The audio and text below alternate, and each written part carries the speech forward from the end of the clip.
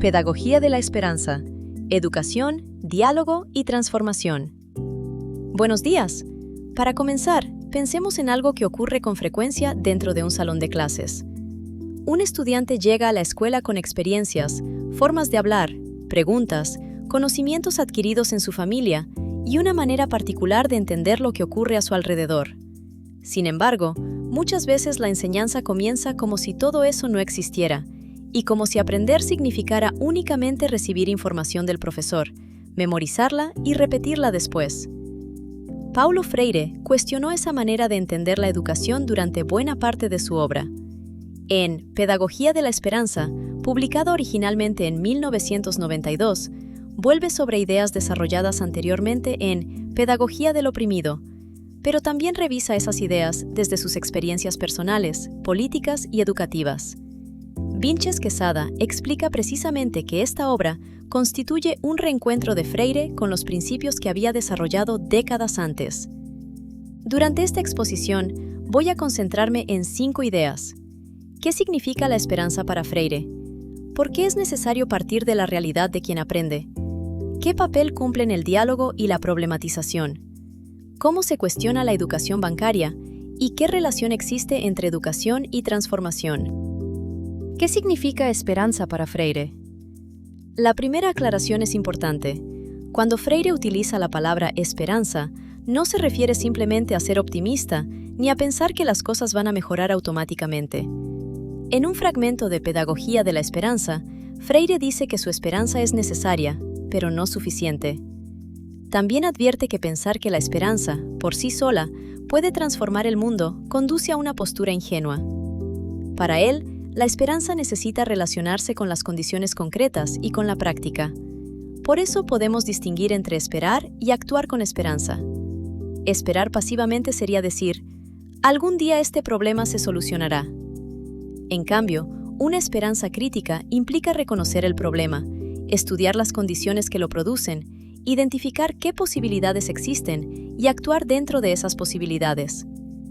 Gómez Ollano analiza este punto y explica que, en Freire, la esperanza está relacionada con las llamadas situaciones límite, circunstancias que pueden parecer cerradas o inevitables, pero en las que todavía pueden existir posibilidades de acción. Aquí aparece otro concepto freiriano, el inédito viable, es decir, aquello que todavía no existe como realidad, pero que puede llegar a construirse mediante la praxis. Entonces, la pedagogía de la esperanza no consiste en enseñar a pensar positivamente. Consiste en evitar 2 extremos. Creer ingenuamente que desear un cambio basta para producirlo, o asumir que la realidad es completamente fija y que no puede hacerse nada. Imaginemos que en una escuela existe poca participación de los estudiantes. Una postura pasiva sería simplemente esperar que algún día participen más. Una respuesta inspirada en esta pedagogía sería investigar qué está ocurriendo, si las actividades permiten participar, si los estudiantes comprenden las preguntas, si sienten que sus respuestas son tomadas en serio y qué cambios concretos podrían realizarse. Este ejemplo es una aplicación didáctica, no es un caso narrado por Freire. Partir del lugar del educando. Otra idea importante aparece cuando Freire reflexiona sobre la relación entre quien enseña y quien aprende. Vilches Quesada explica que, desde una perspectiva freiriana, una educación progresista debe comenzar considerando el momento particular del educando, sus posibilidades de comprensión y los saberes que ya posee cuando llega a una institución educativa. Freire había observado desde sus primeras experiencias profesionales una distancia entre el lenguaje del mundo académico y el lenguaje con el que distintos grupos sociales expresaban su propia experiencia. Esto no significa que la escuela solamente deba repetir lo que el estudiante ya sabe. El punto es distinto. El conocimiento previo funciona como punto de partida, no necesariamente como punto de llegada. El docente puede presentar conocimientos nuevos, conceptos científicos, teorías y formas más complejas de analizar un problema. Pero para hacerlo, necesita reconocer desde dónde está comprendiendo el estudiante.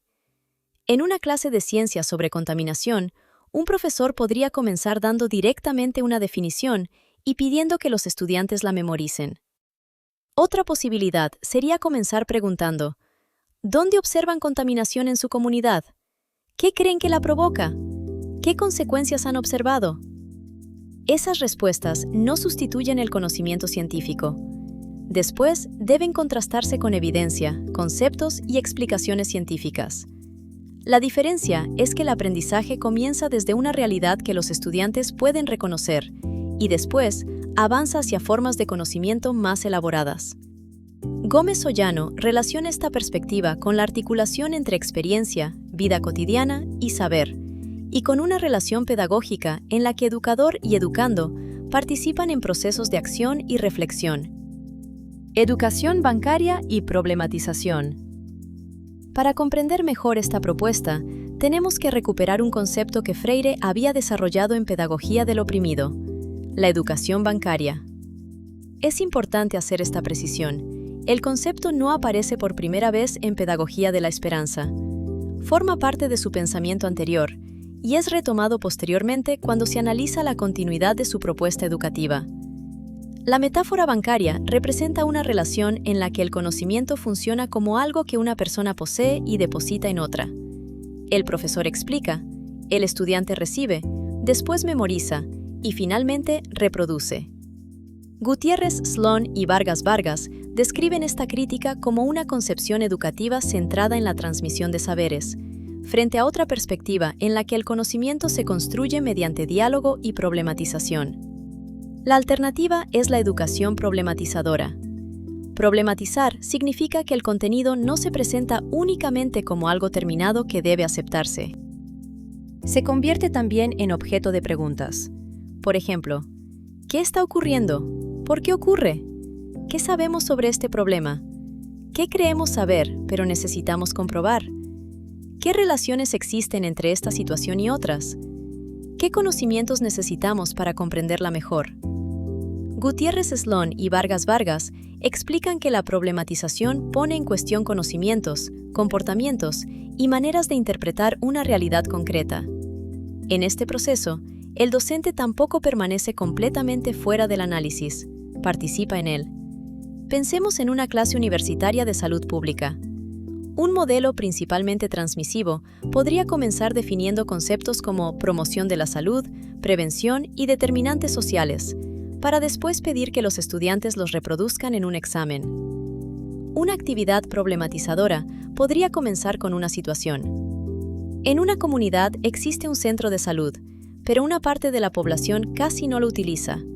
¿Qué podría explicar esta situación? Para responder, los estudiantes tendrían que utilizar los conceptos académicos, pero también formular preguntas sobre horarios, transporte, percepción del servicio, información disponible, condiciones laborales y otras variables. Los conceptos siguen siendo necesarios. Lo que cambia es la forma en que se utilizan. El diálogo. La problematización necesita otra condición central del pensamiento freiriano: el diálogo. Pero diálogo no significa simplemente que todos puedan hablar durante la clase. Una conversación puede existir sin que realmente se examine ninguna idea. En la perspectiva analizada por Gutiérrez, Sloan y Vargas Vargas, el diálogo permite incorporar las distintas voces que participan en el espacio educativo y construir conocimiento poniendo en relación ideas, experiencias y realidad. Su análisis contrapone esta educación dialógica con una educación vertical en la que se presume que la persona docente es la única poseedora del conocimiento. Esto tampoco significa que el profesor deje de saber o que cualquier respuesta sea correcta. Vilches Quesada señala precisamente que Freire concede importancia a la preparación académica y profesional del docente y al conocimiento profundo de aquello que se enseña. Podemos verlo con un ejemplo sencillo. Un profesor pregunta a estudiantes de primaria por qué algunos objetos flotan y otros se hunden. Los estudiantes dan diferentes explicaciones. Algunas pueden ser científicamente incorrectas. El docente no tiene que aceptarlas como verdaderas, pero puede utilizarlas como hipótesis iniciales. Después, pueden realizar experimentos, comparar resultados y revisar las explicaciones. Hay diálogo, pero también existe conocimiento disciplinar y orientación docente. Por tanto, reconocer la voz del estudiante no significa abandonar la enseñanza. Autoridad, conocimiento y relación pedagógica. Esta aclaración también permite evitar otra interpretación incorrecta de Freire. Una pedagogía dialógica no significa simplemente eliminar cualquier función de dirección por parte del profesor. Lo que se cuestiona es una relación en la que la autoridad académica se convierte en autoritarismo, es decir, cuando la posición del docente impide cuestionar, preguntar o participar en la construcción del conocimiento. Gutiérrez, Sloan y Vargas señalan que la autoridad docente debe ser problematizada precisamente para evitar que derive en un esquema autoritario basado únicamente en la transmisión del saber.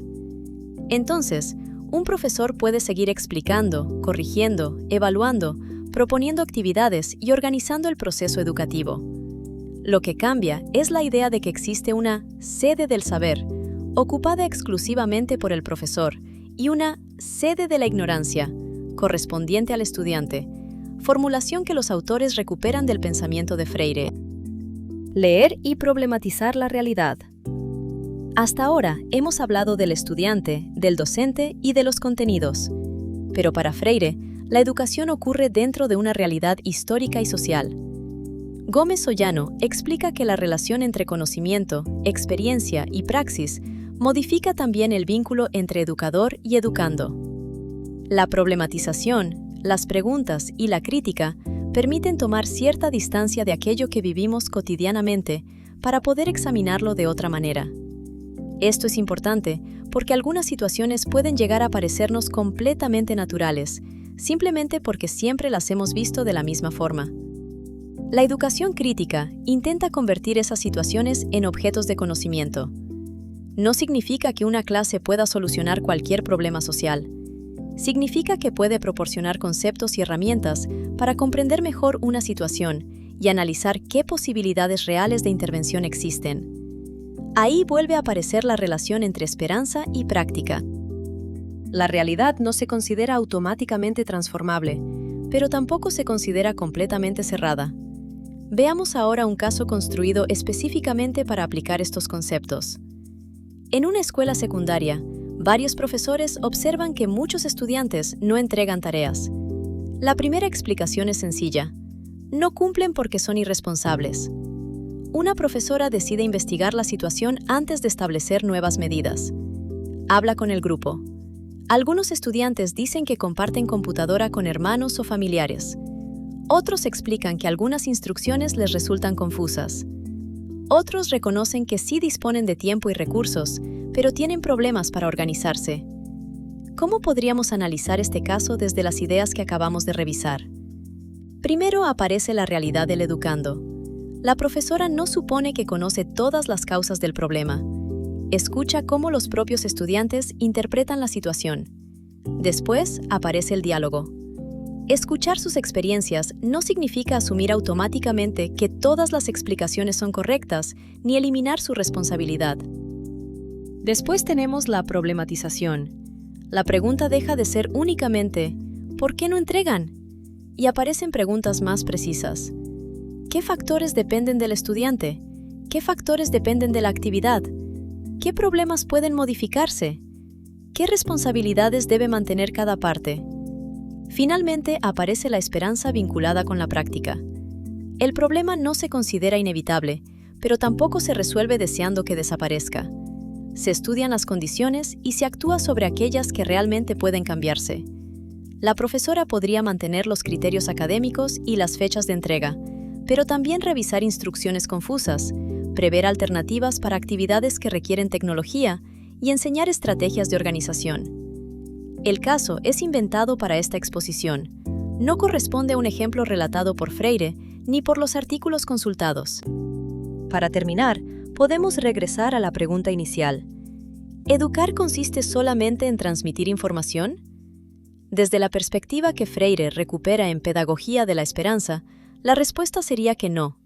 La enseñanza también implica reconocer que el estudiante llega con una determinada experiencia y una manera de leer su realidad. Implica transformar ciertos contenidos y situaciones en problemas que puedan investigarse y discutirse. Implica diálogo, pero un diálogo que no elimina el conocimiento académico ni la responsabilidad del docente. Y finalmente, implica esperanza. No entendida como optimismo ingenuo. Freire insiste en que la esperanza por sí sola no transforma una realidad. Necesita práctica, análisis de las condiciones concretas y acción. Por eso, la pedagogía de la esperanza puede entenderse como una pedagogía que rechaza dos ideas. La primera es que basta con esperar para cambiar las cosas. La segunda es que las cosas nunca pueden cambiar. Entre ambas aparece la praxis. Comprender una realidad, reflexionar sobre ella y actuar dentro de las posibilidades existentes. Entonces, podemos cerrar con una pregunta. Cuando enseñamos o cuando aprendemos, ¿estamos recibiendo una realidad ya explicada y terminada?